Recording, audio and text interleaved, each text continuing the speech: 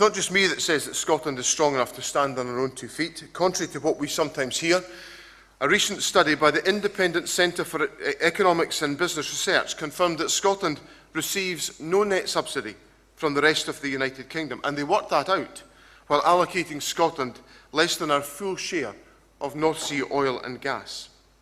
The figures are in fact so compelling and so persuasive that some of the most strident opponents of independence now accept that there is no economic barrier standing between Scotland and independence. Let me quote you some of them. David Cameron. It would be wrong to suggest that Scotland could not be another successful independent country. Seems pretty simple. Ruth Davidson, I believe Scotland is big enough, rich enough and good enough to be an independent country. The Deputy Leader of the Scottish Labour Party, Anna Sarwar, Scotland would probably be a successful country if it was an independent country. Ian Gray, I do not think Scotland is too small, too poor or too stupid to stand on its own. David McCletchie, an independent Scotland would be viable. And who on earth could forget the Secretary of State for Scotland? You'll never hear me suggest that Scotland could not go its own way.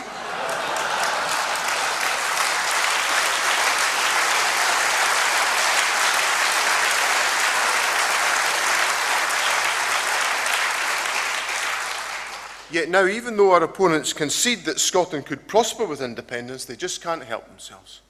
In an attempt to undermine the position on Scotland's economy, the Tories man in the Scotland office claimed that because spending on pensions and benefits had risen by 27% over the last 5 years in Scotland, our country would be unsustainable. Well, Mr Mundell, the United Kingdom's spending rose by 28%. So what does that say about the United Kingdom? These comments make clear that even our opponents accept that Scotland can afford to be an independent country. Our opponents should stop misleading the public and accept that Scotland pays her way.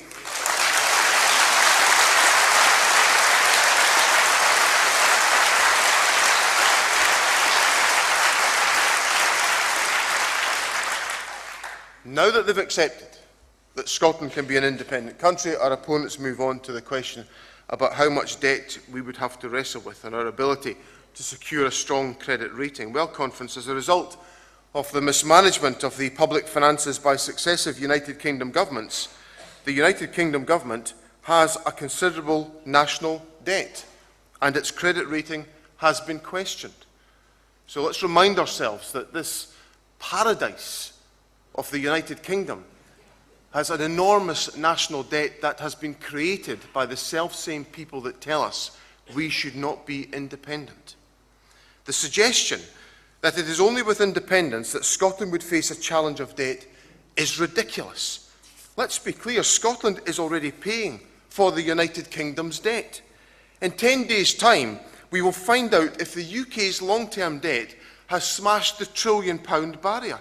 £1 trillion that we today in the United Kingdom are liable for, debt that every citizen in Scotland will have to repay, independent or not. That's the real story of the United Kingdom's finances.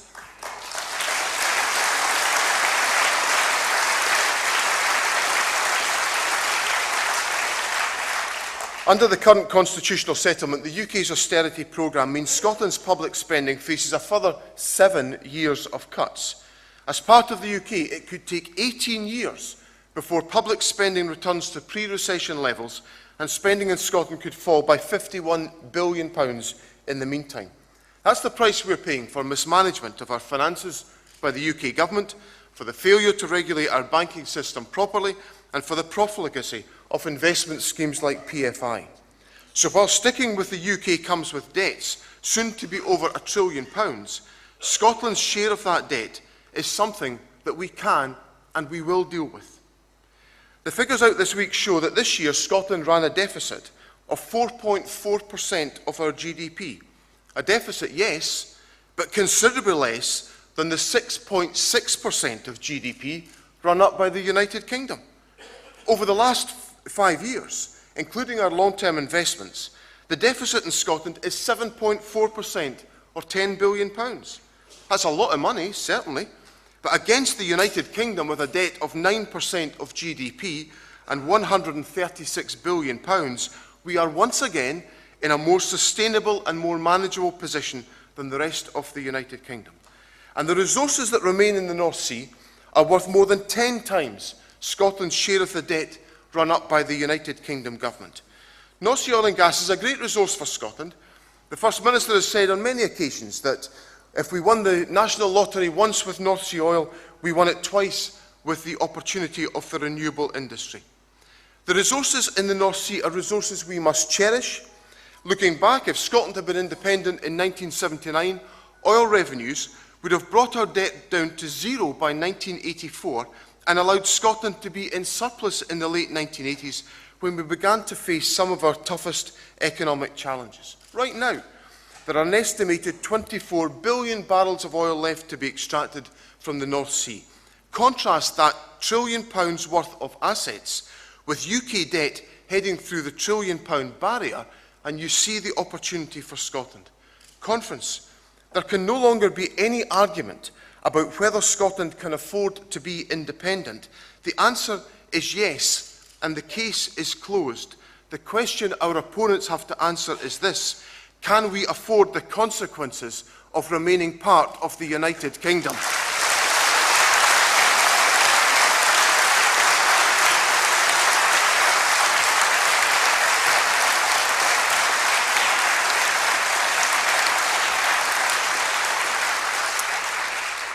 Conference, balancing the budget and being fiscally responsible is not something anyone will be able to say of the Chancellor's budget in 10 days' time.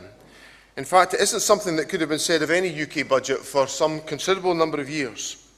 Last month, the Scottish Parliament passed this government's budget. For a 5th year in a row, we have balanced the books and we are living within our means. That is a record of which we should be rightly proud. In 2007, we said that we would take a responsible approach to government, and we have kept that promise. Our competence is the means by which we have met our ambitions in the first term of this Parliament: a council tax freeze, free education, protecting concessionary travel and abolishing prescription charges. And it's not just in the government where we've brought some fiscal discipline where none had existed before.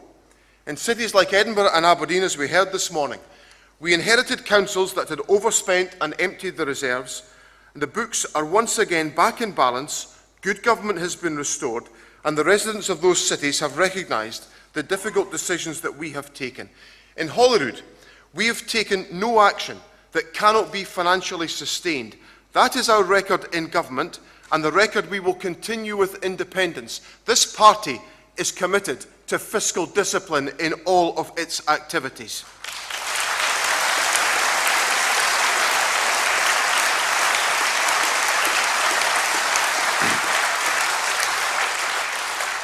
Conference, running a manageable economy is not an imposition on the Scottish Government. Fiscal responsibility is not a constraint on Scotland's ambitions. It is essential for our ambitions. That is part of our obligation to the people of Scotland, and strong economic foundations are essential. Paying our way is not just about being in a stronger position than the UK when it comes to the annual accounts. Independence is also about being able to take the opportunities available to us to tailor policies to match the preferences of the Scottish people. I've spoken to Conference before about the jobs that could be created with responsibility for corporation tax. But it's not just about the headline rate of tax. With independence, we can be smarter in the way that we use tax powers. For example, we could offer tax advantages for the computer games industry by putting developers of these games in Scotland at a distinct advantage. It's no wonder the computer games industry body, TIGA, say that independence could absolutely reshape games industry policy across Scotland. With the powers of independence, we could target and incentivise our renewables industry. We've already put in place investment in our ports infrastructure to capitalise on the potential of offshore renewables, but we could do so much more to see wave and tidal power reach their full potential. And we could also reach out internationally. Scotland has secured international connections with flights to the Middle East and interest from China in such direct connections. But our airports and our airlines are hampered by the system of charging that makes new routes hard to start up and makes it tough to compete with our European neighbours. The power over air passenger duty could enable us to attract new direct international flights and make more of our global connections for trade and for tourism. Being smarter with our powers It's not just about how we raise our taxes or invest in our industries. With the powers of independence, we could reinvest the costs saved by getting young people into modern apprenticeships, by having a truly integrated tax and benefit system. These are some of the opportunities that come with independence to put our economy on the right footing and to ensure that we use the powers at our disposal to strengthen our economy, to strengthen the opportunities for our people and to strengthen the prospects for Scotland. Conference, our country has a strong economic base. We pay our way in the United Kingdom. We need the full powers of independence to ensure that we reach our potential. We have a powerful case to make to the people. Let's fulfil the promise that we made to them, that we would persuade them of the merits of independence. Let's take that powerful case to the people and let's win the argument. Thank you very much.